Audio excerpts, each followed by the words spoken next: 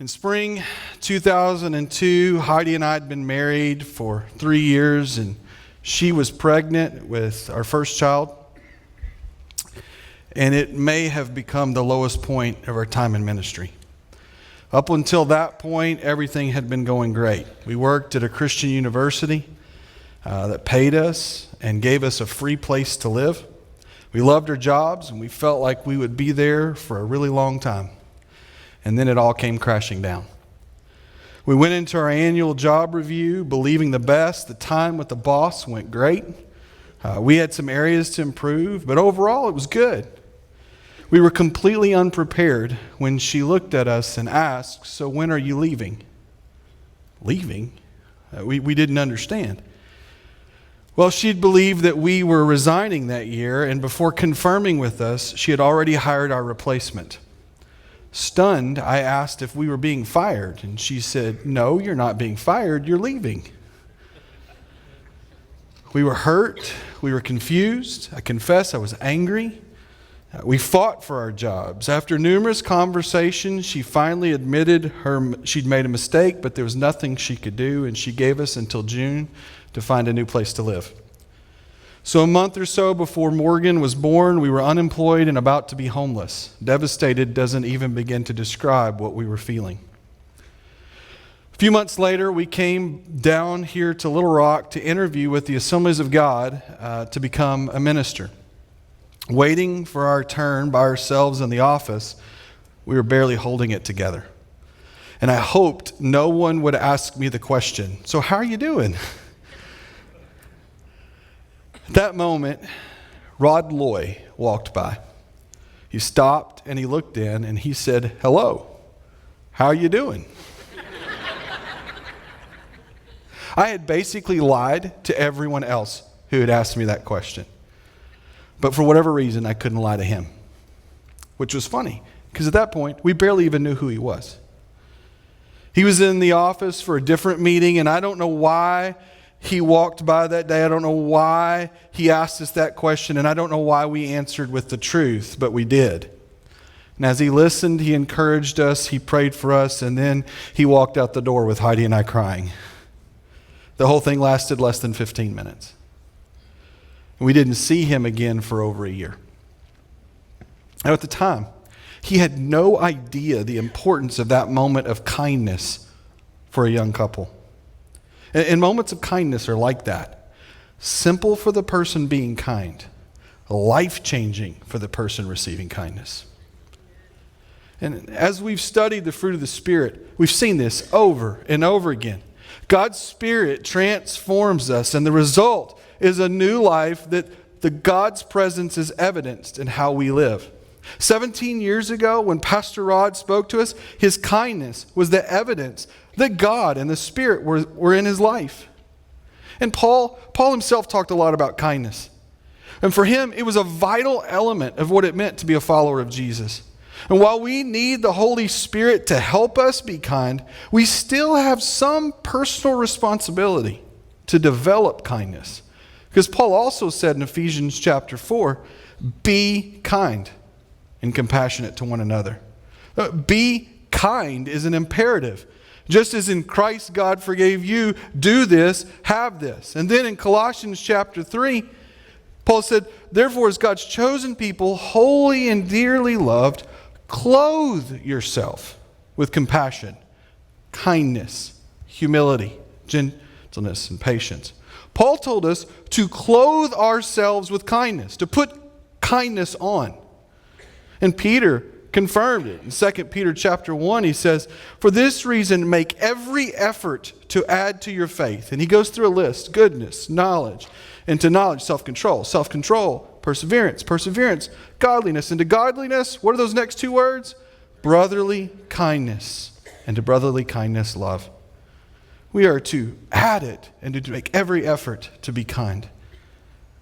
Now, the Bible's view of kindness is very different from our world's view in our culture. Our world seems to reward and expect harshness and cruelty more than kindness, doesn't it? Kindness, in fact, has become so rare, it's given rise to a movement called the random acts of kindness. In 1982, Ann Herbert introduced the idea of non-planned, inconsistent acts of kindness where the person being kind, well, they had no benefit. She called it random acts of kindness. The random occurrence of kind acts was celebrated, encouraged, and we were challenged to do it. Now, I don't want to take anything away from what's been done and the good things that have happened as part of random acts of kindness. However, it is sad that kindness has become so rare that its randomness is celebrated.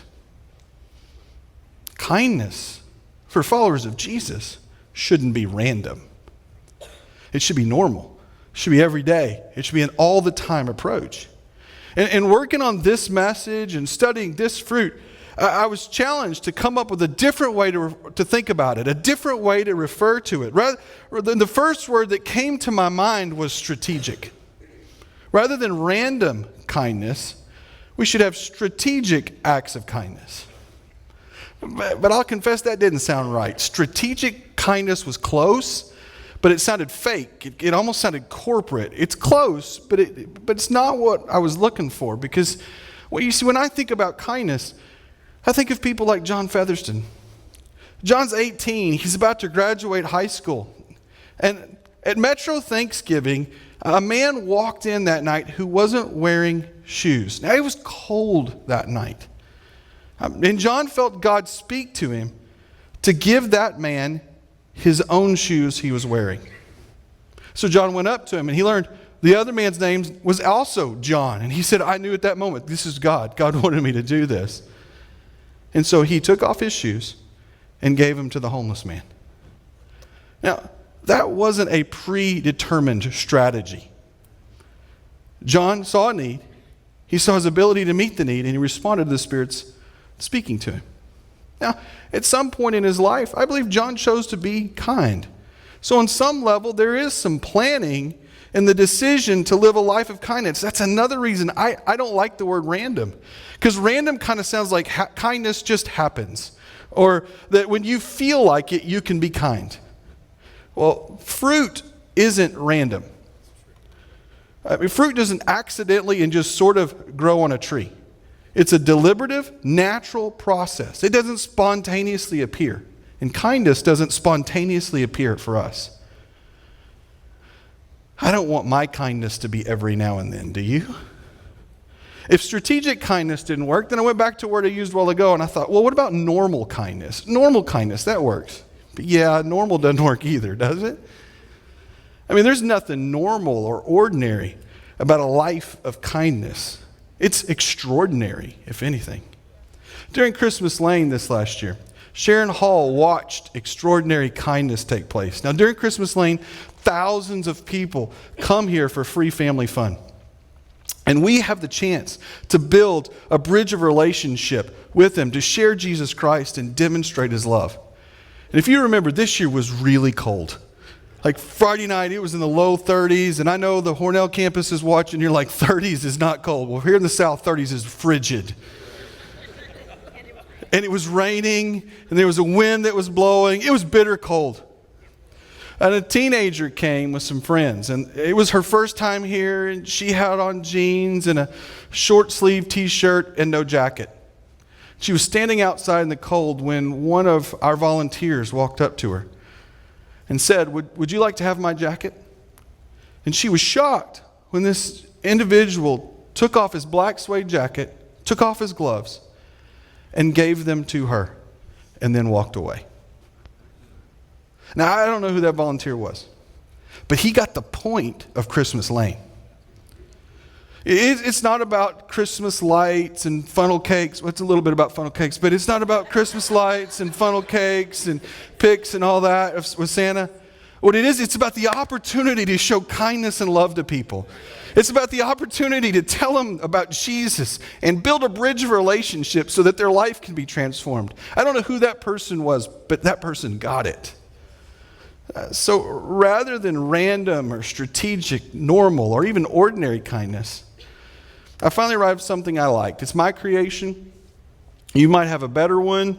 But for me, followers of Jesus Christ should have continual kindness, not random. It isn't random. It's not exceptional. Continual kindness is the purposeful, relentless, compassionate way followers of Jesus treat others. Continual kindness is expressed in the way you talk to someone. It's how you treat people as much as what you say. Continual kindness isn't kindness when it's convenient or when others are watching or you actually might benefit from it. It's a lifestyle created by the Holy Spirit and then carefully developed through purposeful interactions, especially with people who are vulnerable. Now, if you're like me, you want to be a kind person. And so how do you develop continual kindness? And so over the next few moments, I want to help do this. And if this is a weak area in your life, you're going to learn some ways, not only some principles, but some opportunities you can have to be a part of kindness ministries here at First and LR. In your bullets, and if you'll grab it, right next to your handout, there's a card that looks like this. Everybody grab it and get it out if you're here in the service. There's a ministry match card. It lists the ministries that I'm going to talk about, plus several others.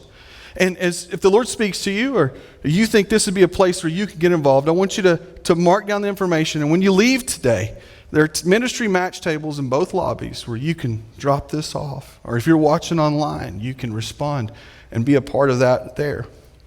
So how do you become continually kind? Well, first, continually kind people see hurting people others miss. You see hurting people others miss. I wonder how many times we miss kindness opportunities because of the busyness of our lives.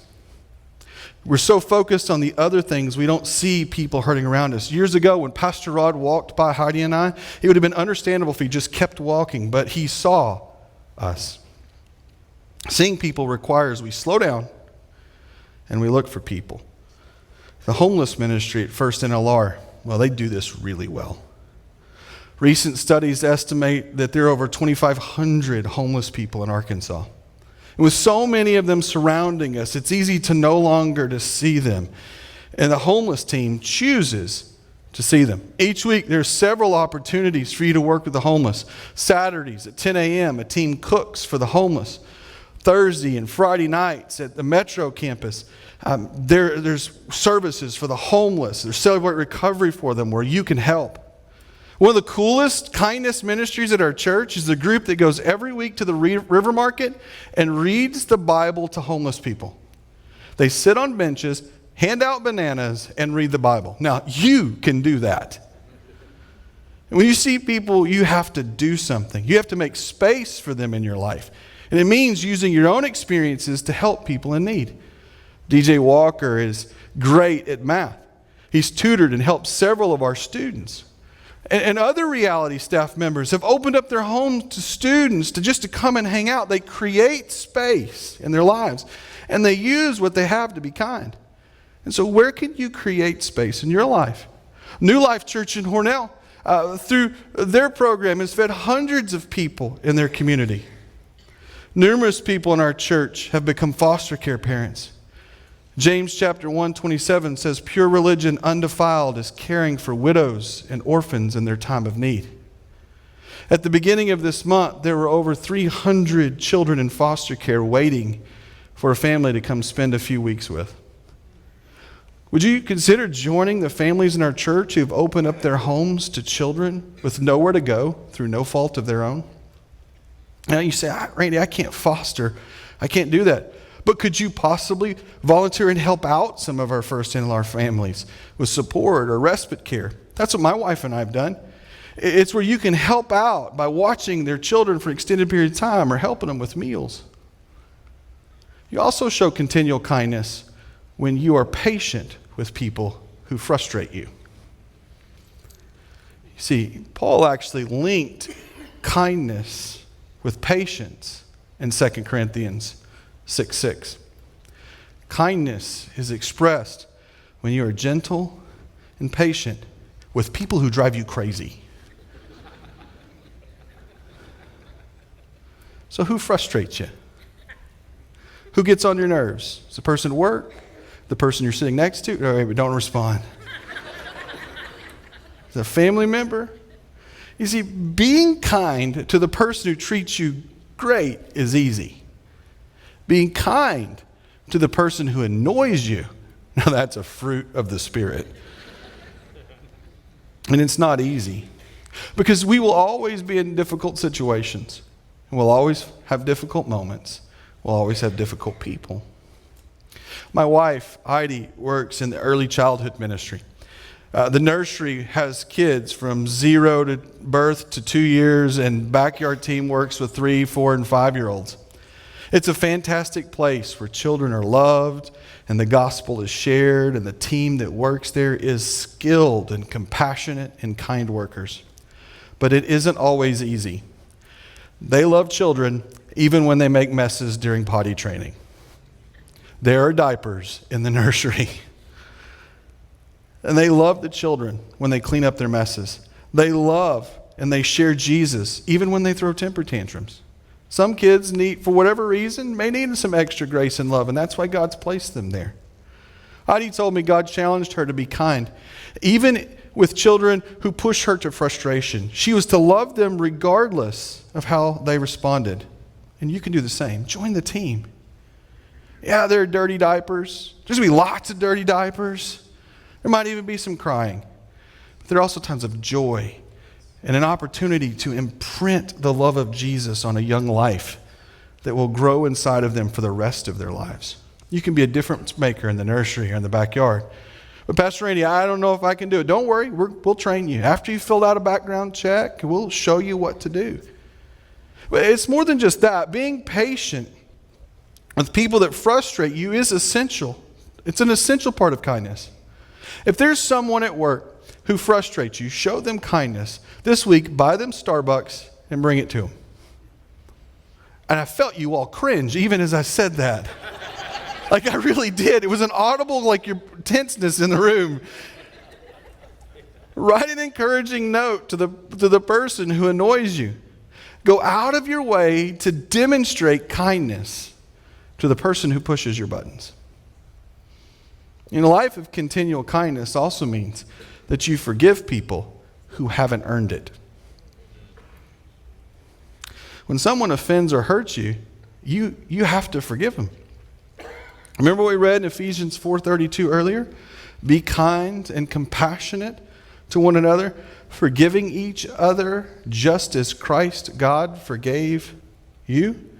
In 1 Thessalonians 5, he said it this way: make sure nobody pays back wrong for wrong, but always try to be kind to each other and to everyone else. Kindness is displayed when you release someone from the offense they did to you. Instead of getting revenge, give kindness. When they do wrong, you do right. And you know what? Doing this will actually help you. See, when you're kind, it benefits everyone, including you. And this isn't just biblical. Studies show it's physiological as well. Brooke Jones's study on kindness and its effects led her to this conclusion. Let me read you her words. We all know that when we commit an act of kindness or receive one, we feel good. There's an increase in oxytocin, serotonin, and dopamine, as well as a decrease in cortisol. Now, I have no idea what that means, but hang with me. We're going to get there, I think. But what most people don't know is that the person who witnesses an act of kindness has the same physiological response in their body with the same increases and decreases in those chemicals. Oxytocin, serotonin, and dopamine are feel-good chemicals that aid in lowering blood pressure, improving overall heart health, and they help us feel calmer and less depressed. Cortisol is the stress hormone that has been found to decrease in the bloodstream when people regularly participate in kind acts. This has nothing to do with the Bible or church, but do you want to lower your blood pressure and improve your heart health? Start being kind to people. Quit being mean. You should join one of these ministries. It could save your life.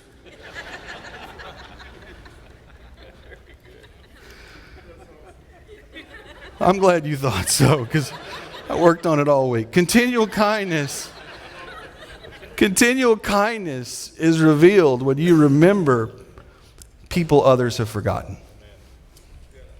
When you remember people others have forgotten. Several years ago, I got to know Doyne Herring. Doyne was 91 years old when he died. He was a leader in our church, but his health stopped him from coming for the last several years. I went and hung out with him quite a bit over the last 3 years, and I've listened to him tell stories about the choirs he sang in and the people who've come to our church. I treasure those memories. Like Doyne, there are dozens of people in our church who are homebound. And even though they can't attend now, they are still part of our church family. The homebound team calls and visits and writes cards to them. If you can write a card, if you can take the time to make a phone call, or you can visit, you can be on this ministry team. These acts of kindness say, we won't forget you. When you came into the building, you're most likely greeted by a smiling, friendly face. Our greeter team is one of the first ways we show kindness. They smile, they give out bulletins, they open the door for people. Well, I don't know if I can do that, Pastor Andy. Is there any special training or ways you can show me what to do? Well, you're in luck because we have actually scheduled our first ever How to Be Nice at the Church greeter training. I know those of you at Hornell are watching, and those of you online are watching as well, and you're like, when is this meeting? It is right now. We have scheduled the meeting for this service. So here's what I'm doing. Everybody in the room, please stand up. You're in the first ever How to Be Nice at Church training. Okay, some of you need to get off your phones, quit playing the game, put it down, because you're going to need your hands here a little bit. So now I want you to get this. This first step in How to Be Nice at Church is so significant, so important, so strategic that if you mess this part up, it's a disaster from here on down, okay? And it starts with this first piece, this first thing. And we're going to take our time with step one, because step one is so key. It's so important to this process that if you mess it up, who knows what's going to happen. And so I'm going to share with you, it's one word. It's an important word. It's a strategic word. It's one word. And here's the word. It's hello. Okay, so practice. I want you to say it with me on the count of three. 1, 2, 3. Hello. Okay, all right. It's a little strong there. That was a little... You yelled. You do that in the lobby, someone's going to turn around, get back in their car, and move away. So let's amp it down just a little bit. Let's do it more of a friendly sort of 1, 2, 3. Hello, hello. Okay, one more time. 1, 2, 3. Hello. Okay, you're this crowd. You're doing pretty good. So you're a little bit faster learner. So we're going to move to step 2. We're going to up the work here just a bit. We're going to add a step before it, and this is smile. Okay, so some of you, again, this is going to be a stretch, but go for it. So step 1, smile. Step 2, hello. All right, see, you fumbled the ball right there. It was just like New Orleans. Right, here we go. All right, ready? Okay, ready? On the count of 3, we're gonna go in order. 1, 2, 3, smile. 1, 2, 3, hello. 1, 2, 3, smile.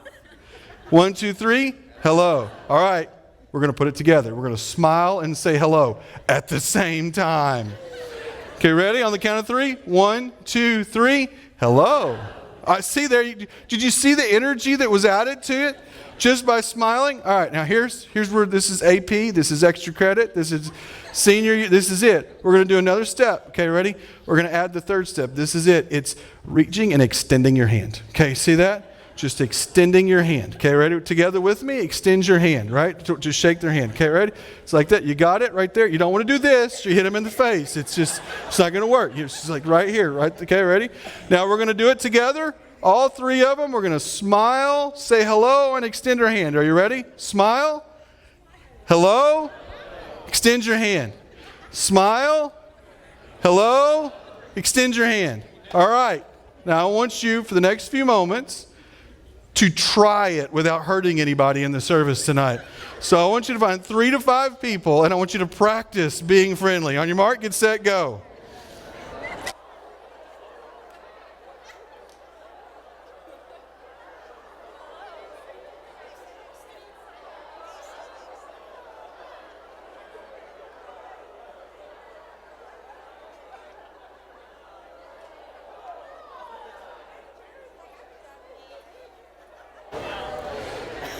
All right, make your way back to your seat, being friendly as you go.